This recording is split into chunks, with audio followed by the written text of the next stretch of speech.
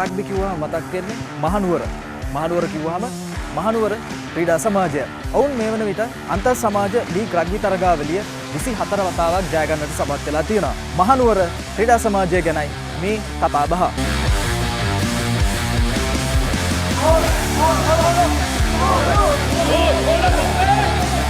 මෙවර අන්තර් සමාජ ලීග් රග්බි තරගාවලියට ප්‍රබල මහනුවර ක්‍රීඩා සමාජය එක්වන්නේ තරිඳු චතුරංගයේ නායකත්වයෙන් ගෙවුණු වසරේදී මහනුවර ක්‍රීඩා සමාජය ලීග් රග්බි ශූරතාව දිනා ගන්නට සමත් වුණා.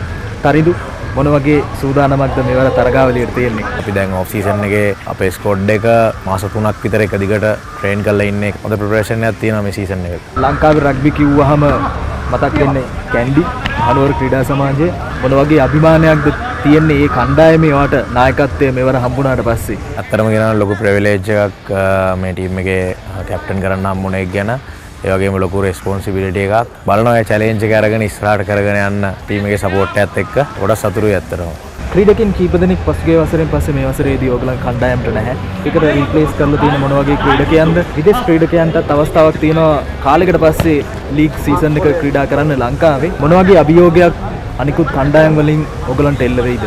most experienced players ලා දෙන්නෙක් මේ අවුරුද්ද අපිත් එක්ක නැහැ. නයිජල් රත්වත්ත, හරින්ද රත්වත්ත, කැන්ඩි වල ලොකු පාඩුවක් හේදෙන්න නැති එක. ඒ චැලෙන්ජ් එකත් බාර ගන්න ඕනි. ශ්‍රී ලංකා ප්ලේයර් ආකාශ් මත්සංක ඉන්නවා අපිත් එක්ක දැන් මේ අවුරුද්ද මේ සීසන් එක සෙල්ලම් කරන්න. ඒ වගේම තව අපි හොඳ ස්කූල් ලිවර්ස්ලා ටිකක් අරගෙන තියෙනවා.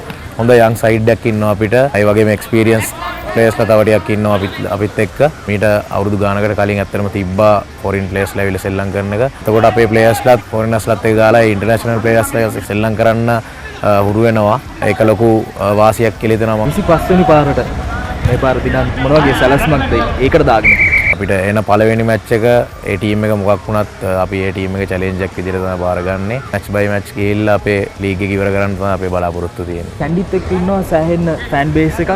කැන්ඩි වලටම ආවේනික. ක්‍රීඩා ලෝලීන්ට මොකක්ද මේ පාර කැන්ඩි කැප්ටන් විදියට වාදන මැසේජ් එක? මෙච්චර කාලයක් අපි මේ වගේ දුරක් ඇවිල්ලා තියෙන්නේ අපේ ෆෑන්ස්ලා හින්දා.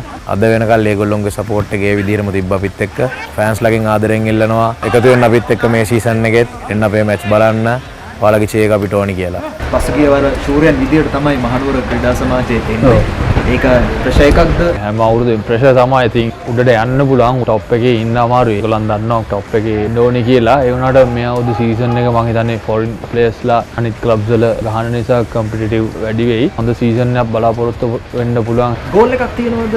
කෝචින් ලෙවල් එකෙන් කොතනටද යන්නේ? ට්‍රිනිටිත් මේ පාර කප් එකක් දීලා දුන්නා කෝච් විදියට ඉඳලා. අල්ටිමේට් ගෝල් එක වෙන්නේ කොහොම හරි ඒෂියන් ගේම් එක කෝච් කරලා මෙඩල් එකක් ගේන්නද? ඒක තමයි මම සෙල්ලම් කරද්දී මට බැරි වුණ එකම ජොබ් එක. ඉතින් ඇට්ලීස්ට් මට කෝච් කෙනෙක් හැටියට මට කරන්න පුළුවන් නම් ඒක තමයි මගේ ඩ්‍රීම් එක. ලංකාවට වර්ල්ඩ් කප් එකට කොහොම හරි ක්වොලිෆයි වෙන්න සෙවන්ස් වලින් පුළුවන් නම් මම හිතනවා මගේ කැරියර් එකේ ලොකු අචීව්මන්ට් එකක්